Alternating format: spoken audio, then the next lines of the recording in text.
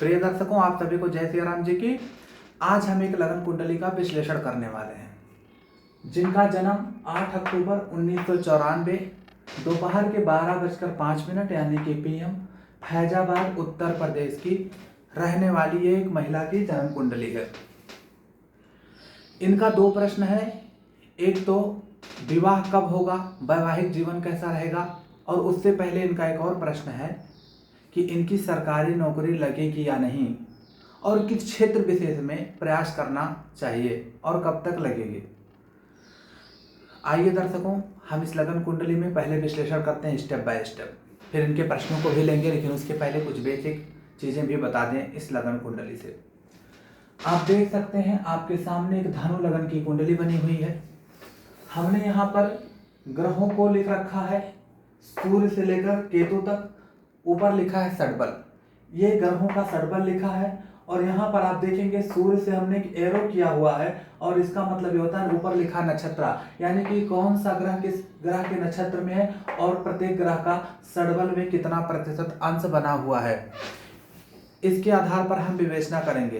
तो सबसे पहले लगन कुंडली के आधार पर हम देख लेते हैं कौन से दुर्योग और कौन से सुयोग बने हैं। आइए विश्लेषण करते हैं। आपके सामने धनु लगन की कुंडली बनी हुई है। आप चाहते हैं कि आपको सरकारी नौकरी मिलेगी, यानी कि आपके पास एक अच्छी जीविका का स्रोत होगा। तो नौकरी का योग होने का मतलब ईश्वर की कृपा से धन योग भी कुंडली में होना चाहिए। आइए दिखाते हैं। लग्नेश बनते हैं देवगुरु बृहस्पति, धनु लगन की कुंडली है। आप देखते हैं कि लग्नेश और दशमेश का संबंध बना हुआ है लाभ भाव में, गुरु और बुध का संबंध बना हुआ है। लग्न आपका मान सम्मान, आपका पद प्रतिष्ठा, आपकी यश कीर्ति होती है, आपका ओवरऑल व्यक्तित्व होता है, आपका नेचर भी होता है। दशम भाव आपकी जीविका का, आपके कर्म का है। तो लग्नेश और दशमेश कार्य क्षेत्र बिजनेस व्यवसाय का स्वामी बुध और लगन मान सम्मान पद प्रतिष्ठा का स्वामी गुरु, इन दोनों की युति गुरु और बुध की लाभ भाव में है। लाभ भाव मतलब 11वां भाव, और 11वें भाव का मतलब इच्छा पूर्ति का भाव, मनोकामना पूर्ति का भाव।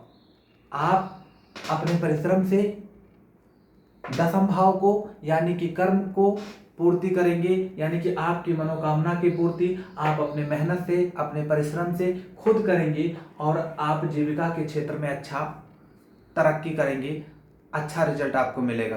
क्योंकि लग्नेश और दशमेश का राजयोग बना है लाभ भाव में, मनोकामना भाव में, सोर्स ऑफ इनकम भाव में। तो आप कर्म के माध्यम से, अपने मेहनत से, अपने कर्म के माध्यम से अपनी जीविका का निर्माण करेंगे और आप सोर्स ऑफ इनकम जनरेट करेंगे, यानी कि आप के जीवन में आपकी कुंडली परमिट करती है कि लाभ ही लाभ होगा, धन की प्राप्ति आप करते रहेंगे, आपकी जीविका का स्रोत बना रहेगा। पुनः आप देखेंगे लग्नेश देवगुरु बृहस्पति बनते हैं और लाभेश शुक्र जी बनते हैं। तो लग्नेश और लाभेश का भी संबंध लाभ भाव में है, और लाभेश शुक्र अपनी मूल त्रिकोण राशि का है। तो लग्नेश और लाभेश का संबंध भी सुंदर धन योग बनाता है। जातक अपने मान सम्मान, अपने पद प्रतिष्ठा की प्राप्ति करता है और सुंदर से सुंदर इनकम, सोर्स ऑफ इनकम यानी कि लाभ प्राप्त करता है, जीविका का स्रोत का निर्माण करता है, प्राप्ति करता है। अब आप देखेंगे कि इनकी कुंडली में इनकी कुंडली में जो नवमेश सूर्य जी हैं, ये दशम भाव में बैठे हैं। तो नवम के स्वामी का दशम भाव में बैठना अपने आप में एक महत्वपूर्ण राजयोग है। जातक अपने भाग्य से अपने कर्म का निर्माण करेगा, भाग्य बस कर्म का निर्माण होगा। क्यों? क्योंकि भाग्य का स्वामी कर्म भाव में है।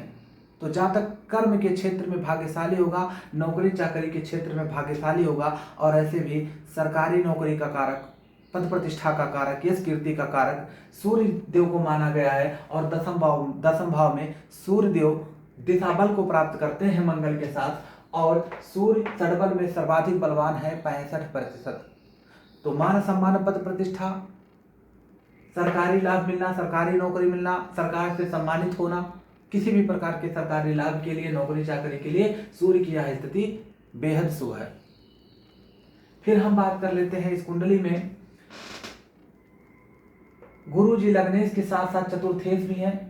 चतुर्थ का स्वामी गुरु और लाभ का स्वामी शुक्र, गुरु और शुक्र का संबंध बना है। चतुर्थ भाव से हम जमीन जायदाद, वाहन और भौतिक सुख सुविधा की प्राप्ति, अचल संपत्ति की प्राप्ति देखते हैं।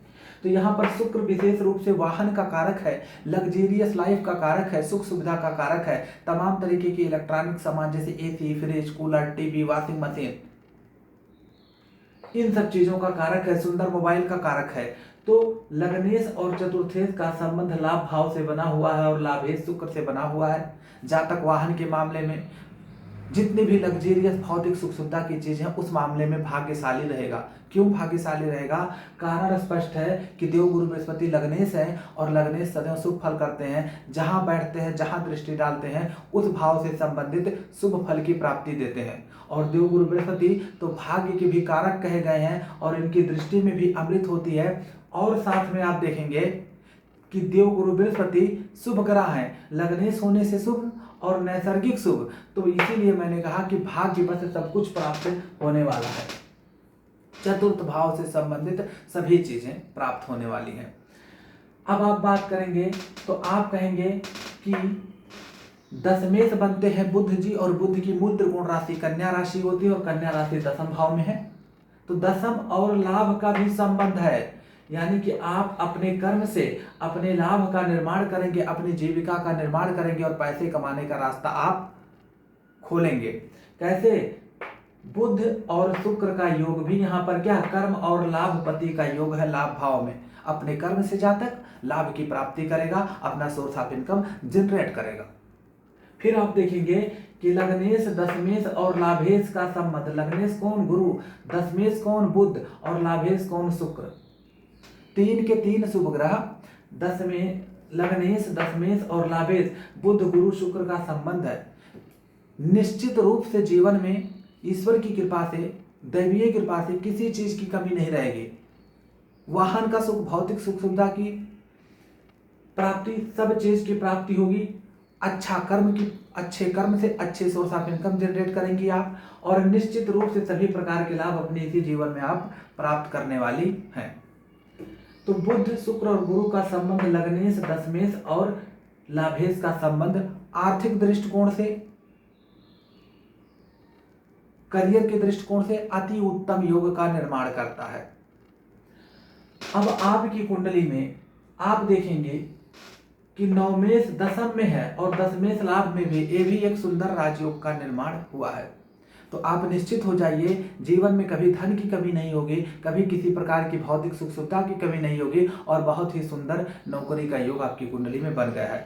कुंडली में धन योग जबरदस्त बना हुआ है क्योंकि लाभेश का संबंध जब भी त्रिकोण के स्वामी या केंद्र के स्वामी से लाभ भाव, धन भाव या केंद्र या त्रिकोण में बनता है तो उत्तम धन योग का निर्माण होता है। इस आधार पर कहा जा सकता है कि लाभेश का लग्नेश और दशमेश से संबंध, त्रिकोण और केंद्र के स्वामी से संबंध उत्तम धन योग का निर्माण करता है, उत्तम राजयोग का निर्माण करता है।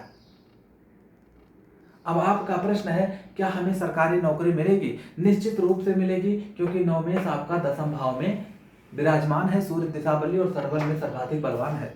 भाग्य का कारक गुरु और लग्नेश भी होकर गुरु आपके लाभ भाव में बैठे हुए हैं। गुरु और बुध को विद्या का कारक कहा गया, अधिष्ठाता ग्रह कहा गया है। अतः यदि आप विद्या के क्षेत्र में सफलता प्राप्त करेंगी तो लग्नेश के साथ साथ भाग्य के कारक भी देवगुरु बृहस्पति होते हैं, तो किस्मत पूरी की पूरी साथ देगी। जीवन में कितनी भी लापरवाही कर लीजिए, देवगुरु बृहस्पति सारी समस्याओं का समाधान करेंगे और आपको एक उत्तम सरकारी नौकरी देंगे। भाग्य बस, क्योंकि भाग्य के अधिष्ठाता होते हैं, कारक होते हैं और लग्नेश होने से सब कुछ देने के लिए वैसे भी बाध्य हो गए हैं। तो सरकारी नौकरी के लिए आप निश्चित रहिए, निश्चित रूप से 100% आपको सरकारी नौकरी की प्राप्ति इस लगन कुंडली के माध्यम से निश्चित हो चुकी है। अब गुरु का अगर आप षडबल देखेंगे तो 53% है। दूसरे स्थान पे सूर्य के बाद गुरु का षडबल है, सूर्य भी षडबल में बलवान, गुरु भी बलवान, यानी कि निश्चित हो चुका है। शुक्र का षडबल देखेंगे तो यह 42% है। तो मध्यम रूप से वाहन की भौतिक सुख सुविधा की प्राप्ति होती रहेगी। अब बार बार मैं वाहन क्यों कह रहा हूं, जमीन जायदाद क्यों नहीं कह रहा हूं? आपको जमीन जायदाद की भी प्राप्ति होगी। चतुर्थ भाव से जमीन जायदाद भी देखते हैं, लेकिन चतुर्थ का कारक मंगल अष्टम भाव में नीच का है। कौन सा ग्रह धनु लगन कुंडली में कारक और अकारक शुभ या अशुभ फल को देने वाला होता है भाव स्वामित्व के आधार पर, इसके लिए आप धनु लगन कुंडली की विवेचना हमारे दूसरे वीडियोज में देख लीजिएगा। तो प्रॉपर्टी का कारक मंगल अष्टम भाव में नीच का है। अष्टम भाव पैतृक संपत्ति का होता है। यहाँ पर जब मंगल जी नीच का हो गए और आप देखेंगे कि जो मंगल जी हैं वह शनि के नक्षत्र में है और शनि इस कुंडली में अशुभ फल को देने वाला होता है। शनि देरी का, संघर्ष का, बाधाओं का कारक है और कुंडली में 6, 8 और 12 भाव का कारक है। 6, 8, 12 भाव के कारक का मतलब ये होता है कि जो फल छठे भाव से मिलता है, जो फल अष्टम भाव से मिलता है और जो फल 12वें भाव से मिलता है वह फल शनि देव से भी मिलेगा। तो प्रॉपर्टी में डिस्प्यूट होना, पैतृक संपत्ति में विवाद होना, पैतृक संपत्ति का नुकसान होना, रोग ज्योतिष के अनुसार अष्टम भाव में मंगल का बैठना, कर्क राशि में, चंद्रमा की राशि में रक्त का कारक चंद्रमा का नीच का होना, मंगल का शनि के नक्षत्र में होना और चंद्रमा का नीच का होकर शनि की 10वीं दृष्टि से पीड़ित होना और साथ में चंद्रमा जो है वह शनि के भी नक्षत्र में, अर्थात चंद्रमा शनि के नक्षत्र में होकर शनि से पीड़ित है और स्त्री की कुंडली में मासिक धर्म के लिए चंद्रमा ही जिम्मेदार होता है। तो नीच के चंद्रमा पर शनि की दृष्टि होना मासिक धर्म में दर्द होना, अनियमितता होना यह निर्धारित करता है। और रक्त जो रेड ब्लड कार्सल होता है, लाल रुधिर कणिका, वह मंगल होता है और मंगल भी नीच का अष्टम भाव में है। तो अष्टम भाव और वृश्चिक राशि और चंद्र और मंगल के पीड़ित होने से आपको पाइल्स या बवासीर, मासिक धर्म में अनियमितता, ऐसी समस्याएं आपको आएंगी। पुनः बात कर लेते हैं, क्या जीवन में सब कुछ भाग्य से मिलेगा या परिश्रम से मिलेगा? क्योंकि किसी भी चीज की सफलता के लिए आपको मेहनत आपका देखा जाता है। फिर पंचम भाव आपकी बुद्धि, आपकी सोच, आपकी एजुकेशन को देखा जाता है। फिर भाग्य भाव को देखा जाता है, दशम भाव को, कर्म को देखा जाता है, भाग्य और कर्म को देखा जाता है। तो आप अगर तीसरे भाव पर, परिश्रम भाव पर दृष्टिपात करते हैं तो देखते हैं शनि जी वहां पर तीसरे घर में स्वाग्रही हैं। तो मेहनत और संघर्ष के कारक होते हैं शनि जी। कोई चीज धीरे धीरे देते हैं, लेकिन जब कोई ग्रह वक्री हो जाता है तो व्यक्ति के अंदर नकारात्मकता लाने लगता है अपने नैसर्गिक गुण धर्म स्वभाव के अनुसार। अर्थात अब जातक मेहनत के कारक शनि जी स्वाग्रही होने से जातक को मेहनत से देने के लिए बाध्य हैं, लेकिन वक्री होने से आप मेहनत में लापरवाही करेंगे। आप मेहनत करने में बार बार चूक जाएंगे, कोई ना कोई बाधा रुकावट आपकी मेहनत में आने लगेगी। और पंचम भाव में वक्री शनि के नीच दृष्टि और पंचम में केतु भी हैं, तो कहीं ना कहीं शिक्षा के भी क्षेत्र में आप 100% लापरवाही करेंगे। समय पर पढ़ाई लिखाई नहीं करना। पंचम भाव आपके प्रेम प्रसंग का भी होता है और शिक्षा और प्रेम प्रसंग का लगभग एक ही फेज, एक ही काल होता है। तो आपको सलाह देता हूं कि जब तक शिक्षा ना पूरी हो जाए, जब तक सरकारी नौकरी ना लग जाए, तब तक प्रेम प्रसंग के चक्कर में आप बिल्कुल मत पड़िएगा। कारण स्पष्ट है कि शनि जी मेहनत करने से आपको चुकवा देंगे, मेहनत करने से चुकवा देंगे, यानी कि कहेंगे भैया मेहनत करने में अवरोध और रुकावट और बाधा देंगे। क्यों? क्योंकि शनि जी वक्री और इसी के कारक हैं और पंचम भाव पे अपनी नीच दृष्टि डालेंगे अकारक होकर। और शनि की दृष्टि में कहा जाता है कि हानि होती है। जिस भाव पे शनि की दृष्टि पड़ जाए, अगर अकारक होकर पड़ जाए तो बहुत हानि होती है। तो पंचम भाव आपकी बुद्धि पर है, अब आपकी बुद्धि में सातिरपना आ जाएगा, शनि का नकारात्मक गुण आ जाएगा, बहुत जल्दी नकारात्मक सोच की हो जाएंगे, बहुत जल्दी मेहनत से आप हटने वाली हो जाएंगे। अर्थात शनि जी यहाँ पर आपको मेहनत करने में बाधा अवरोध रुकावट देंगे। पंचम भाव पे दृष्टि डालेंगे, केतु भी है, तो शिक्षा में भी अवरोध रुकावट और बाधा देंगे। तीसरा घर हित मित्रों का है, तो मित्रता भी लोगों से ज्यादा मत करिएगा, नहीं तो पता चले मित्रता की वजह से शिक्षा बाधित हो गई, प्रेम प्रसंग की वजह से शिक्षा बाधित हो रही है। अब आप कहेंगे कि गुरुजी आपने कहा कि भाग्य बस सब कुछ मिलेगा, यहाँ तो आप नकारात्मक बता रहे हैं। तो निश्चित रूप से भाग्य बस मिलेगा, क्योंकि लग्नेश होने के साथ साथ देवगुरु बृहस्पति भाग्य के कारक होते हैं। तीसरे भाव को देखेंगे तो आपके मेहनत को इंप्रूव करेंगे। जहां मेहनत में लापरवाही करते हैं वहीं भाग्य बस मेहनत का फल मिलने लगेगा। पंचम भाव को देखेंगे तो जहां आप शिक्षा के क्षेत्र में, करियर के क्षेत्र में थोड़ा सा लापरवाही करेंगे, एजुकेशन के क्षेत्र में, वहीं पर देवगुरु बृहस्पति की दृष्टि पड़ने से भाग्य बस आपकी शिक्षा भी पूरी हो जाएगी। अब एक चीज समझिएगा, एक नियम होता है कारको भाव नाशाय। जब कारक अपने भाव में बैठकर पीड़ित होता है तो उस भाव की हानि करता है, अपने कारक भाव की हानि करता है। लेकिन जब कारक अपने भाव को देखता है तो उस चीज की वृद्धि करता है, उसके शुभ फल को देता है। तो पंचम भाव से शिक्षा देखते हैं और शिक्षा के कारक देवगुरु बृहस्पति की अपने कारक भाव पर दृष्टि होने से निश्चित रूप से आप शिक्षा के क्षेत्र में सफल होंगे। पंचम भाव से आपके पोस्ट ग्रेजुएशन की शिक्षा, उच्च शिक्षा देखी जाती है, तो निश्चित रूप से आप ग्रेजुएशन के आगे की भी शिक्षा प्राप्त करेंगे।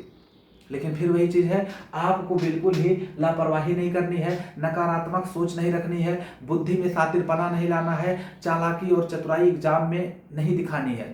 निश्चित रूप से एग्जाम में चालाकी और चतुराई दिखाने का प्रयत्न करेंगे। क्यों? क्योंकि शनि मेहनत करवाएगा नहीं, तो एग्जाम पीरियड में, किसी भी पीरियड में आपको जो होता है तैयारी बहुत अच्छी रहेगी नहीं, बहुत अच्छी रहेगी नहीं। तो शनि चतुरता का कारक है, धूर्त है, बेईमान भी है। तो एग्जाम पीरियड में आपके दिमाग में चतुराई ले आएगा, लाओ चीटिंग कर ले। तो कंपटीशन में तो चीटिंग होती नहीं ज़्यादा, लेकिन एकेडमिक में चीटिंग होती है। तो देवगुरु बृहस्पति दृष्टि डालकर तीसरे और पंचम भाव पर भाग्यवश आपको हमेशा डिग्री दिलाते रहेंगे, इसकी गारंटी है। लेकिन आप कहेंगे कि हाँ, हमने शिक्षा में लापरवाही की है और हमने चीटिंग भी करने का प्रयत्न किया था। तो सामान्य तौर पर इतना रिजल्ट है कि देवगुरु बृहस्पति की दृष्टि होने से आप उच्च शिक्षित महिला होंगी, भाग्यवश डिग्रियां मिलेंगी और भाग्यवश ही सरकारी नौकरी की प्राप्ति होगी। क्यों? क्योंकि आप अपने जीवन में मेहनत करने में लापरवाही खूब करेंगी, कभी मित्रता में, कभी ज़्यादा से ज़्यादा मित्रों की संख्या बढ़ाने में, लोगों को समय देने पर, हित मित्रों को, तमाम कारण हो सकते हैं। ईश्वर ना करे कभी प्रेम प्रसंग में पड़िए, इस कारण से भी लापरवाही हो सकती है। अब कुछ और फलादेश आपकी कुंडली में कर दें कि तीसरा घर में शनि बैठे हैं, 8वें से 8वां होता है और अष्टम भाव दुर्घटना का है और मंगल जी दुर्घटना के कारक हैं। अष्टम भाव में मंगल नीच के हैं, ये दुर्घटना करवाने के लिए बाध्य होते हैं, ऊपर से शनि के नक्षत्रा में है। और अष्टम से अष्टम तीसरे भाव पर मंगल की पूर्ण दृष्टि है, अष्टम दृष्टि। तो आपकी कुंडली में दुर्घटना का प्रबल योग है और राहु की भी दृष्टि है तो और प्रबल योग है। और देवगुरु बृहस्पति की तीसरे घर पर दृष्टि होने से दुर्घटना कितनी भी बड़ी हो जाए, अंततः आप सफल सुरक्षित निकल आएंगे। लेकिन फिर भी शनि और मंगल का खड़ाष्टक दोष है और शनि पर मंगल की दृष्टि, दुर्घटना भाव में दुर्घटना का कारक मंगल नीच का है, दुर्घटना जबरदस्त होगी। पैर या हाथ आपके टूट सकते हैं। कुंभ राशि आपके घुटने के नीचे का होता है, लंगड़ापन भी आपको आ सकता है। लेकिन ध्यान रखिएगा कि देवगुरु बृहस्पति की दृष्टि से अगर पैर फ्रैक्चर हो जाए, हाथ फ्रैक्चर हो जाए, टूट भी जाए, तो कहते हैं ना, ऑपरेशन के बाद या इलाज के बाद, किसी भी रूप में ट्रीटमेंट के बाद आपकी वो चीजें सही सलामत हो जाएंगे। क्योंकि देवगुरु बृहस्पति दुर्घटना को नहीं रोक पाएंगे, क्योंकि इनका काम है, सभी ग्रहों का अपना अपना काम होता है। दुर्घटना का योग है तो है, 100% है। तो देवगुरु बृहस्पति बाद में ट्रीटमेंट के माध्यम से आपका इलाज कर देंगे। तो गाड़ी घोड़ा अगर आप चलाती हैं तो संयमता से चलाइएगा, क्योंकि वाहन का सुख है और वाहन आप पक्का चलाएंगे। इस कुंडली में और भी बहुत कुछ बताया जा सकता है। मंगल से पैतृक संपत्ति का विवाद बता दिया हूँ, आपको मासिक धर्म से संबंधित, पीरियड से संबंधित समस्या बता दिया हूँ, पाइल्स या बवासीर हो सकता है। अब देखिएगा, चंद्रमा माता का कारक होता है, लेकिन चतुर्थेश और लाभेश लाभ भाव में बैठा हुआ है और लग्नेश के साथ माता के प्रति प्रेम तो आपका बहुत रहेगा। लेकिन माता का कारक चंद्रमा नीच का है, शनि से दृष्ट है और शनि की राशि में है। तो जब जब चंद्रमा की महादशा या अंतरदशा लगेगी, माता को हेल्थ इशू होना, माता को विशेष शारीरिक कष्ट होना, ये बना रहेगा। आपकी भी कुंडली के लिए बता दें कि पंचम भाव आपकी सोच, आपकी बुद्धि का है। शनि और केतु जैसे दो पाप ग्रहों के प्रभाव से समय समय पर शातिरपना, स्वार्थपना, चालाकीपना और बुद्धि में नकारात्मक सोच, दूसरे की निंदा करने की प्रवृत्ति भी आ जाएगी।